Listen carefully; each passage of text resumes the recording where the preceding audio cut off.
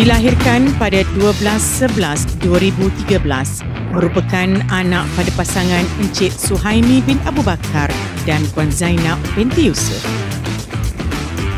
Sentiasa menonjol dengan sikap positif dan personaliti yang disenangi. Sebagai anak bongsu dari 6 orang adik-beradik dalam keluarga, murid ini memiliki kepribadian yang manja serta berdisiplin tinggi. Murid ini sentiasa hadir dengan semangat yang tinggi serta menunjukkan komitmen sepenuhnya dalam setiap aktiviti sekolah. Maka, tidak hairanlah murid ini dikenali sebagai murid yang suka membantu guru, mudah bergaul dengan rakan-rakan serta sikapnya yang terpuji menjadi contoh tauladan kepada murid lain.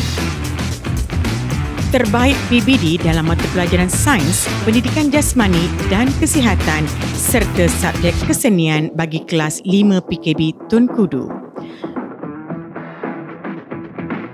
Bintangnya sangat menyerlah dalam bidang sukan. Antara pencapaiannya adalah Johan Kejohanan Merentas Desa peringkat Negeri Perak bagi tahun 2024-2025 sekaligus mewakili Negeri Perak ke peringkat kebangsaan.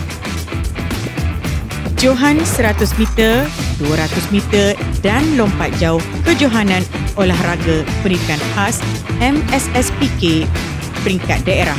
Seterusnya mewakili daerah ke peringkat Negeri Perak bagi tahun 2024 dan 2025.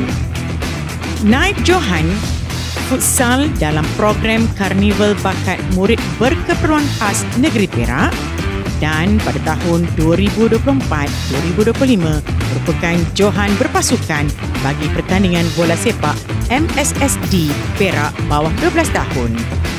Penyertaan berpasukan pertandingan bola baling MSSD Perak bawah 12 tahun.